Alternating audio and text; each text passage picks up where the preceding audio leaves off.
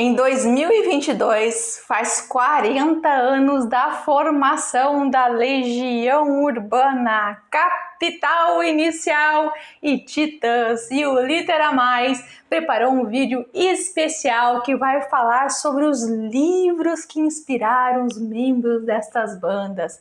Neste vídeo, eu vou me concentrar nos vocalistas por terem essa informação mais disponível para pesquisa, porque como músicos, todos os membros dessas bandas são de um talento incrível.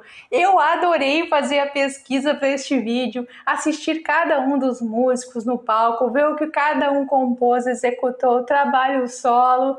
Foi demais!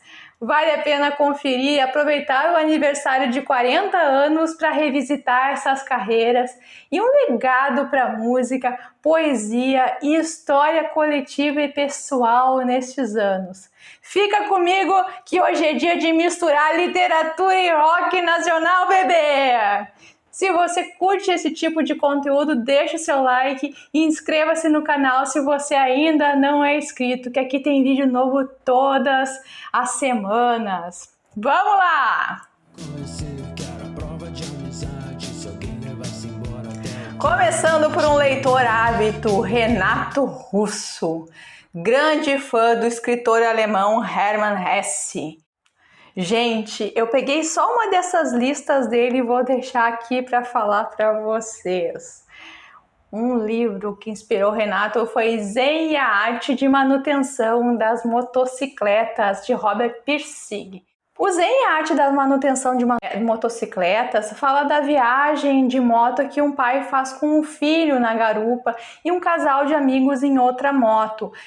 Então tem reflexões sobre a vida, sobre a morte, o universo, o banal e o filosófico contados desse livro. E não precisa gostar de motocicletas para gostar dessa história. Depois vem A Montanha Mágica, de Thomas Mann. Deixa eu pegar o meu aqui, ó. Eu tenho aqui minha Montanha Mágica.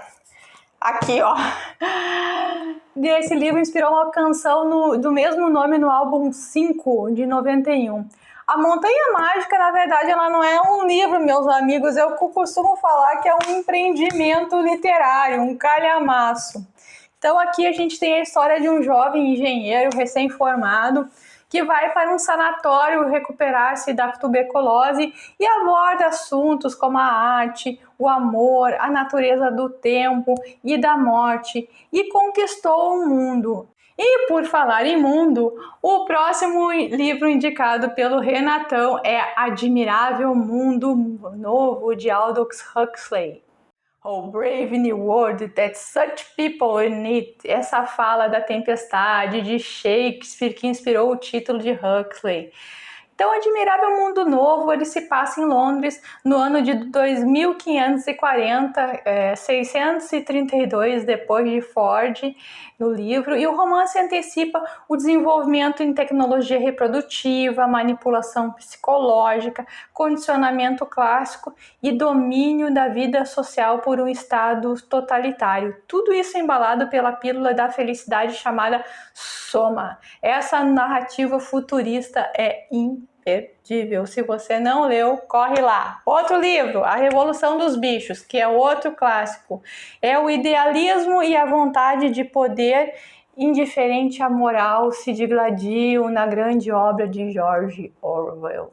Capitães de Areia, de Jorge Amado, que é a saga dos meninos de rua, os Capitães de Areia, sua vida marcada pela violência e também por questionamentos típicos da infância, conquistou o vocalista da Legião.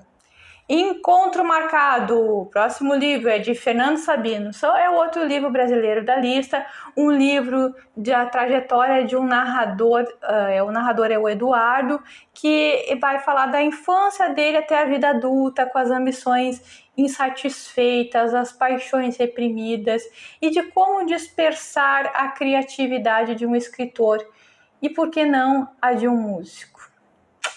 O Apanhador no Campo de Centeio é um outro livro de D.D. Salinger, que fala, a mágica desse livro, na verdade, é uma história que conta o que se passa na cabeça de um adolescente, assim, tudo isso assim, sem didatismo, pomposidade ou pirotecnias literárias, e virou um clássico instantâneo e com certeza vale a leitura.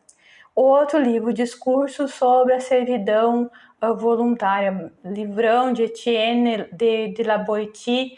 Então, é o tradicional antagonismo entre a liberdade e opressão neste livro. Depois temos O Senhor dos Anéis, do Tolkien, a saga altamente criativa do Tolkien, não ficou de fora da lista do Renato. E vou colocar agora 4 livros de Hermann Hesse que eu peguei da lista. Siddhartha, Demian, Narcisse e Godmund e O Lobo da Steppe. Esse eu vou ficar devendo aqui para vocês e vou começar pelo Lobo da Steppe. Quem é que quer vir comigo também? Fechando a lista temos Histórias Extraordinárias do Edgar Allan Poe, que é uma maravilha para quem gosta do fantástico. A Fundação, né, de Isaac Asimov, e temos o 1994 de George Orwell. Ambos são clássicos da ficção científica. Vamos lembrar que a Mônica e o Eduardo, da Mônica e do Eduardo, né? Porque ela gostava de Rambo, enquanto o Eduardo gostava de novela e jogava futebol de botão com seu avô. Bom, nós temos assim também trechos da música Monte Castelo. A música ela mistura Corinthians 13 e Camões.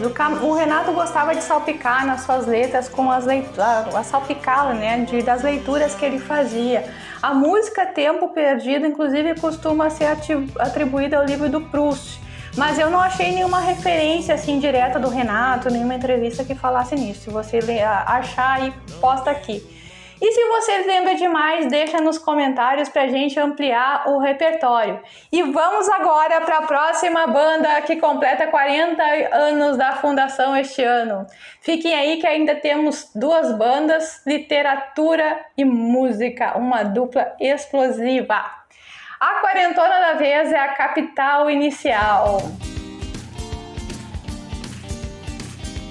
O vocalista, o Dinho Ouro Preto, fez um vídeo bem legal recentemente sobre os livros que ele lê. Inclusive, ele conta da influência que o Renato Russo teve na sua formação como leitor. Era o caso do Renato. E eu acho que, se eu não me engano, a primeira vez que o Renato se dirige a mim, a primeira vez que ele fala comigo, ele pergunta o que eu gostava de ler. Na época, o que eu lia era Aldous Huxley, George Orwell, Apanhador no Campo de Centeio. O Dinho gosta muito de história, ele anda lendo Laurentino Gomes, é um livro sobre a escravidão no Brasil. O Dinho também indica A Guerra do Fim do Mundo, do Vargas Llosa, que fala sobre a história de Canudos. E outro livro indicado por ele é o The Second World War, de Anthony Beevor. Tem na Segunda Guerra Mundial, acho que temos traduzido. É uma das indicações, né, do Dinho, e tem mais indicações, que é o clássico dos clássicos, que é a Ilíada de Homero. E fiquem comigo que para fechar esse vídeo... A gente não quer só comida, a gente quer comida, diversão e arte. A gente não quer só comida, a gente quer saber. Quem entra no Zenta em 2022 é a Titãs. E apesar do destaque dado para o poeta Arnaldo Antunes, Titãs sempre foi uma banda de múltiplos compositores, todos são compositores, criatividade na essência e multivocal.